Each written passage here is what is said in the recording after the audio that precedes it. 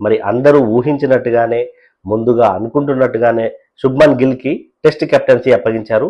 Vice కెప్టెన్గా రిషబ్ పంత్ను నియమించి మొత్తం 18 మంది ఆటగాళ్లతో కూడిన స్క్వాడ్ని ఈరోజు బీసీసీఐ సెలక్షన్ కమిటీ ప్రకటించింది. ఇంగ్లాండ్లో జూన్ 20 నుంచి 5 టెస్టుల సిరీస్ అనేది మొదలవుతుంది. మనకి ఈ విషయాలన్నీ తెలుసు. అయితే దీంట్లో ఒక షాకింగ్ ఏంటి అంటే శ్రేయస్ అయ్యర్ని సెలెక్ట్ చేయలేదు, మొహమ్మద్ షమీని సెలెక్ట్ చేయలేదు, సర్ఫరాజ్ ఖాన్ని సెలెక్ట్ చేయలేదు. ఇంకా చూసినట్టయితే మరి పాత కాపులకు ఎవరికైనా అవకాశం ఇస్తారా అనుకున్నాము.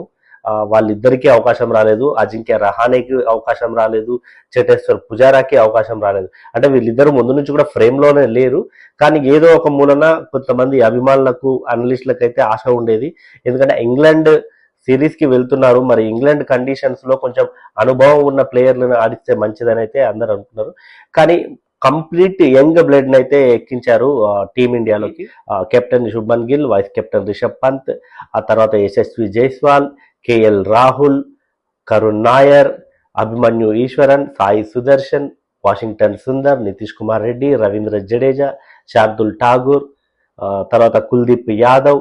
ఇక పేస్ బౌలింగ్లో జస్ప్రీత్ బుమ్రా ఉన్నాడు, ఆకాష్ దీప్ ఉన్నాడు, మొహమ్మద్ సిరాజ్ ఉన్నాడు.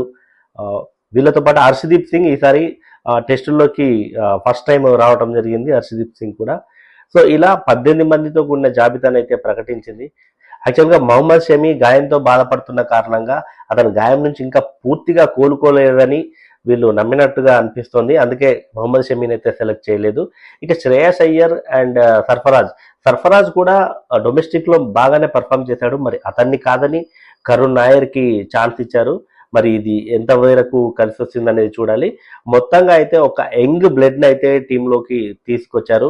ధ్రువ్ జురేల్ కూడా ఉన్నాడు, అంటే వికెట్ కీపర్గా ఇద్దరున్నారు. ఇప్పుడు మనకు రిషబ్ పంత్ ఉన్నాడు, ధ్రువ్ జురేల్ ఉన్నాడు, ఈవెన్ కేఎల్ రాహుల్ కూడా మనకి వికెట్ కీపింగ్ చేయగలడు. స్పిన్ బౌలర్లు అయితే నాకు తెలిసి ముగ్గురే కనిపిస్తున్నారు. ఇప్పుడు జనరల్గా కుల్దీప్ యాదవ్ ఉన్నాడు, రవీంద్ర జడేజా, వాషింగ్టన్ సుందర్, ముగ్గురు మాత్రమే స్పిన్నర్లు ఉన్నారు. ఇద్దరు లెఫ్ట్ ఆర్మ్ ఉన్నారు, నెక్స్ట్ ఒకటి Washington Sundar right arm bowler. So ముగ్గురు స్పిన్నర్లను తీసుకున్నారు. పేస్ అటాక్ బాగుంది, ఓపెనింగ్ కూడా బాగుంది. మిడిల్ ఆర్డర్ అంటే నెంబర్ 3, నెంబర్ 4 ఎవరు అంటే విరాట్ కోహ్లీ పొజిషన్ ఎవరికి ఇస్తారు? ఒకవేళ Yashasvi Jaiswal and KL Rahul opening చేస్తే 1 డౌన్లో శుభ్మన్ గిల్ వస్తాడా, లేదంటే కరుణ్ నాయర్ని నెంబర్ 4లో కానీ 5లో కానీ ఆడిస్తారా? దీనికి తోడు సాయి సుదర్శన్ ఉన్నాడు. మరి సాయి సుదర్శన్ని నెంబర్ 3కి తీసుకొచ్చి శుభ్మన్ గిల్ని నెంబర్ 4లో ఆడిస్తారా? అసలు మరి ఎలా ఉంటుంది ఆ టీం కూర్పు అనేది అయితే ఇంకా మనకు అందరూ కూడా దీని గురించి చర్చించుకోవడం జరుగుతోంది.